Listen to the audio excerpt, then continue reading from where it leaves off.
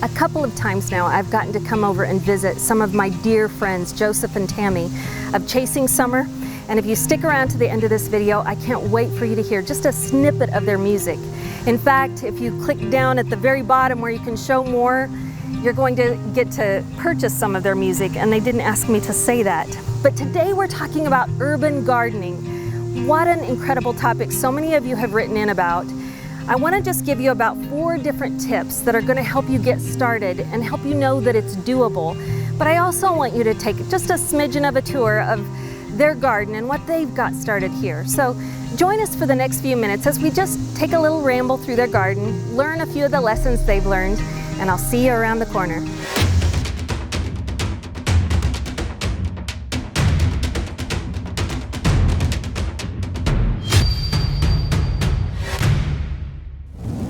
Tammy and Joseph are some of my most favorite urban prepsteaders, as I call them. They're not super urban, but they do live in town with just a very, what most would call a postage stamp size piece of earth to work with. And yet they have maximized every bit of it. And I want to encourage you, if you find yourself in an urban environment, there are a couple of things that you can do that these guys are doing totally right. And that is, first of all, even if you've never grown anything in your life, even if you've never planted one seed, I want you to consider learning all of the wild things that are growing around you already. Literally, there are trees, there are grasses, there are baby violets and dandelions that are edible throughout your yard that would feed you in an emergency. That's number one. Wouldn't you agree? And yes, absolutely. I want you to point out some of the things you found here. But then the second thing I want you to do is plant a seed. I mean, literally, you do not have to know a whole lot to put a few seeds in a pot, a planter, a window box, whatever you've got to work with in a little bit of soil.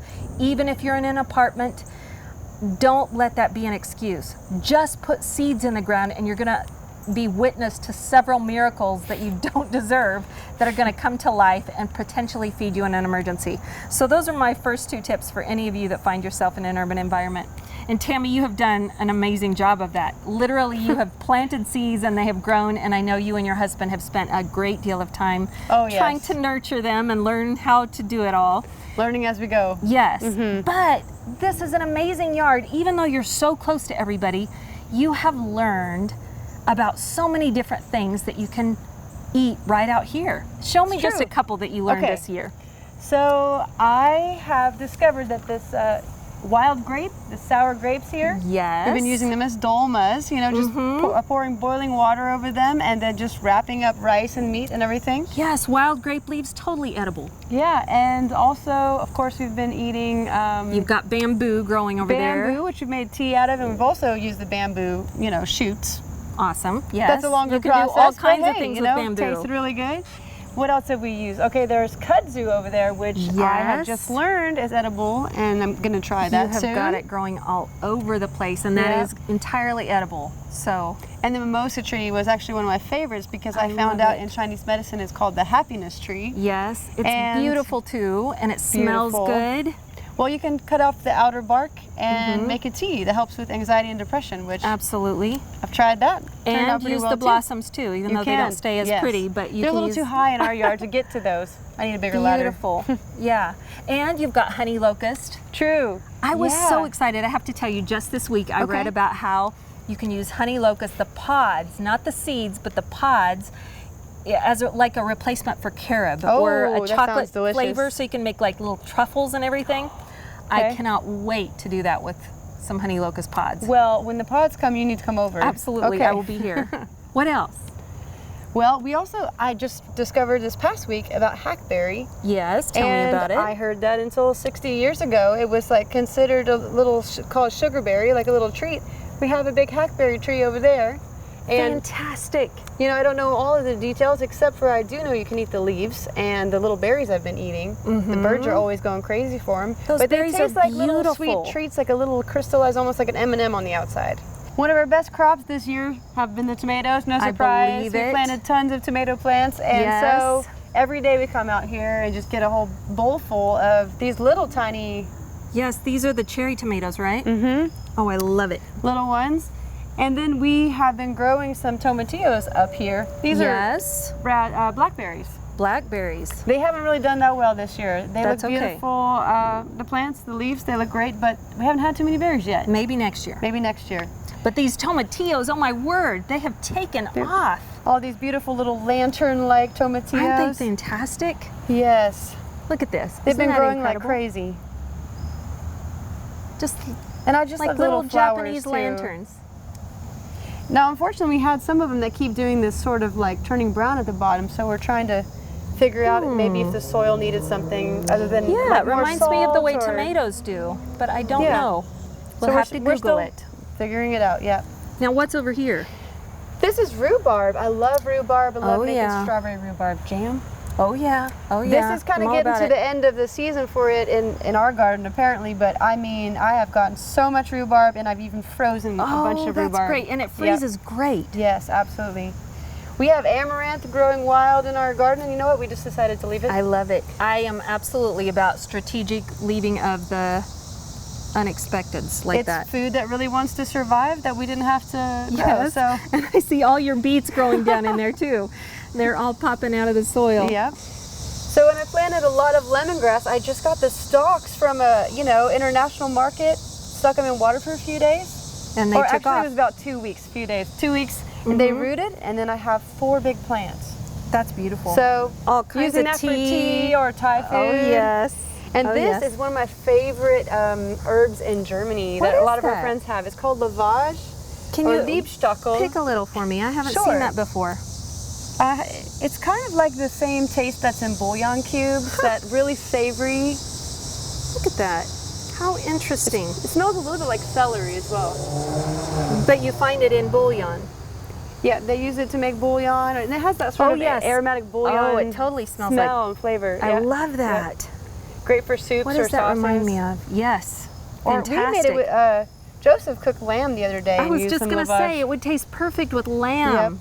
So over here we have the lemon balm. This is taking off. Yes, I One love of my favorite things to smell and make tea from. I mix it with a little bit of peppermint leaves. It's a great, evening tea to get you calmed down. I love how you've got so many things just growing randomly together a little bit. You probably didn't plant them random, but I'm looking, this asparagus growing right next to the tomatoes is fantastic. Yep. I see, or no, this isn't even asparagus. What is this? It's an asparagus tree. It is, okay. Yep. And then the strawberries have taken over all through here, right? And we keep getting more and more asparagus. It's been going on for a few months, and I thought they had a shorter growing season, so we're just thankful that we keep getting more asparagus. Fantastic. It's turning into a food forest. Absolutely. So this year we got quite a few squash. Our most productive plant, actually, we got 4 little sprouts from the farmer's market. And we planted them, and when they were starting to grow, I got really happy, and then they ended up being gourds. Gourds, like decorative gourds that you can't even eat. Nope, can't eat them. Oh no. So that's hilarious you live and learn. though. Yes. It was labeled squash, so They make good gifts and they look pretty in the fall. It's true. We got some cute little eggplants ready to pick almost here. Those are the most beautiful color. We've gotten so many of these so far this year, so. Isn't that striking with the dark purple against these olive colored leaves? And the leaves are such a unique shape also. It's true. Just beautiful. This year we've had so many tomatoes, more and more tomatoes, and now we're on like a second round. I feel like the plants have had like a second life. We've only had a few peppers this year though. Really, there are peppers except the serrano peppers. We've just had a few. That's probably, That is ready to pick. That's gorgeous. Big old bell peppers. And you've got the atomic tomatoes. Yes. Those are my favorite. They keep coming too. I mean, these atomic tomatoes, actually we planted a lot from the same pack. Yes. Sometimes they are golden and red, and they're like little jewels, rainbow jewels. First year planting them, and they've done really well. We've had our little serrano peppers. They've been just producing like crazy, but they're very hot. Yes, these are very hot. I am not a hot pepper lover. And then, what is this one here? Our one lonely poblano pepper. That's the one pepper of the season on that plant. All by itself, one little poblano pepper. He might be lonely, but he's healthy. He's strong. Yeah, he's holding it his own. Tammy, here in a minute, I want to talk to your husband because I know he's a huge help to you out here in the garden, isn't he? Absolutely. Yes. Yes. He has hooked you up with like a water reclamation system, which I can't wait to see. Yes. And I also saw all of the sweet potatoes you've got growing out front. We're going to be eating sweet potatoes for a couple of years. Yes, I think you've got at least 4 years worth out there growing, which is wonderful. But if there was just one last question I have for you, it would be like, what have you learned? What's one of the biggest lessons you've learned this year, being home, trying to garden to this scale, you know, this year and put this much effort in? I think the biggest thing I've learned is, you know, don't get frustrated about things that I plant that aren't doing well when the weeds are taken off, because I watched this YouTube video by a lady that she had like an empty raised bed garden. Yes. And it was overtaken by weeds. And she said, you know what? I used to get angry about this, but now I just look at it as free food that's grown itself. And you know, she harvested it, and I thought, you know what? I'm just going to let the weeds grow. We've had amaranth, wild amaranth growing all and through your garden. Just let it grow. It's actually wonderful. Even papaya. I tried so many times to plant papaya trees. Yes. And then our compost planted them all through our garden. So, you know. So all the effort to make the papaya grow didn't pay off, but then when you throw out the compost with papaya in it, those seeds take off. Yep. It's hilarious. It's like a cruel joke, but wonderful. I'm just happy something's growing that I can eat. Yes, yes. Well, let's go talk to your husband. Thank you so much for giving me the tour. Oh, it's beautiful. My pleasure. I love it. Joseph, thank you so much for being with us. Thanks for having me. Tammy brags on you all the time about how many hours you spend out here in the garden to make this work for you guys. Thanks. It's fun. You know, it's work, but you have to enjoy it. Yeah.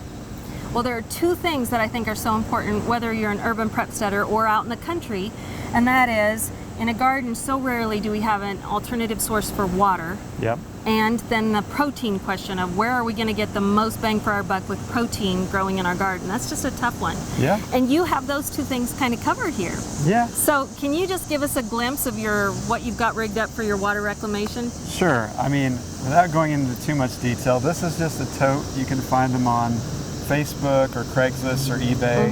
This is only $100. It's 330 gallons. Okay. And then I just have a flex pipe going from the gutter into the top of that. Yes. And a filter up there so you keep your debris out of the water. I see. And the thing that I learned is that if you don't cover this with black plastic to keep the sunlight out, it will grow full of algae. Ooh, which is why happens. It's dark green right now, and so we've got to figure that out. But you know, we're learning. Yes. But, it's awesome for a first year at it, though. This is your first time doing this, right? Yeah. And you've got the spigot right here. Yeah, and I had to buy some adapters. You know, found some videos that tell me how to do this. Just about $10 in parts from Home Depot.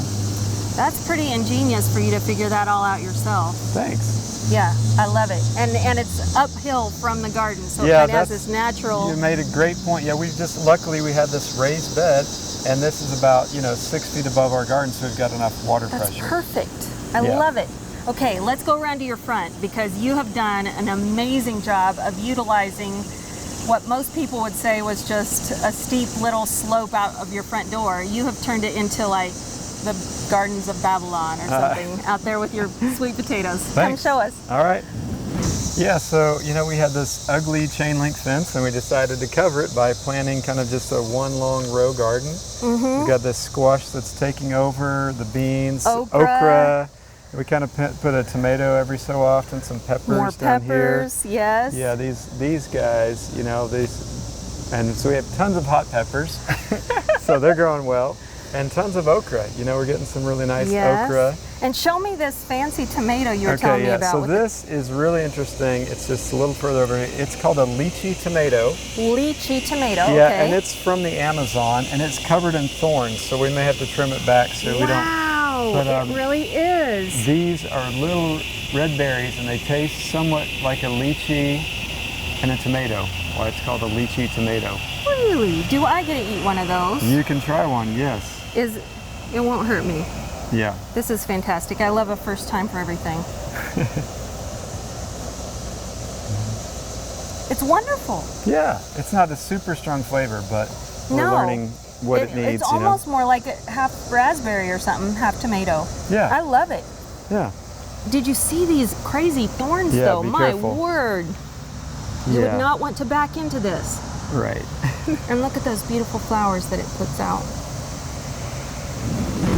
Joseph, as you know, sweet potatoes, maybe you don't know, but sweet potatoes are my absolute favorite. I love them too. And you have done such an incredible idea that I just want everybody to see. Tell us about what you've done here. Yeah, well, you know, we needed a retaining wall here, and we looked and planned, and so what I ended up doing was I bought this Eastern red cedar, rot resistant, and built this kind of two-tiered. So basically the retaining wall is a raised bed garden, but it's very deep to give a lot of room for the sweet potatoes to grow. That is fantastic. And, of course, the neighbors are joking about how the vines are covering over my work, but I'm like, I don't care. I just want the sweet potatoes. Right. Yeah. So we've got a lot of sweet potatoes growing here, and I'm hoping that we get to eat a lot. And actually, this is really cool. Some of them we planted. You can see these leaves with the purple tinge.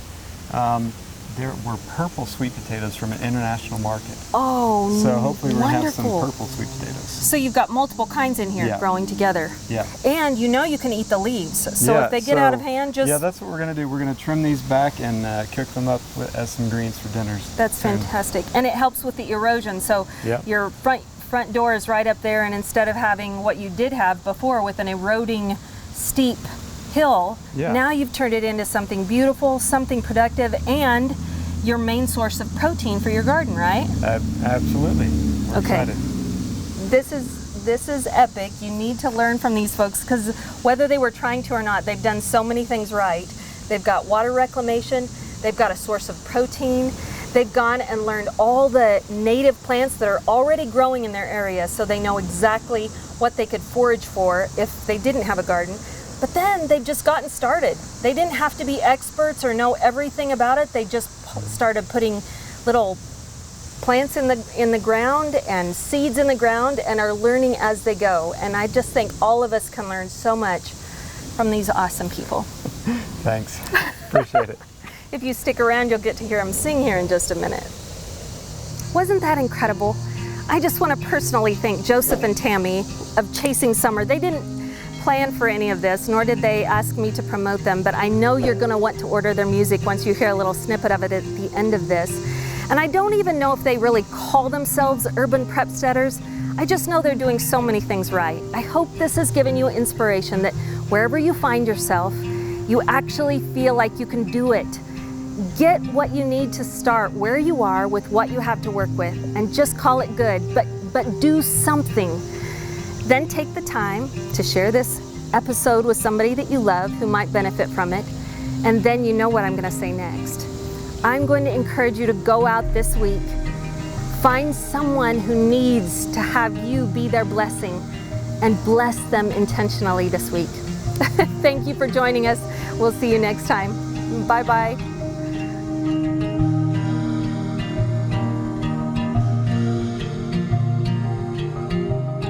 So before you go, we want to share something with you.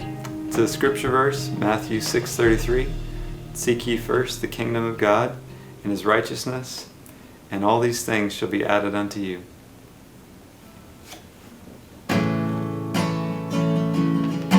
Seek ye first the kingdom of God and his righteousness, and all these things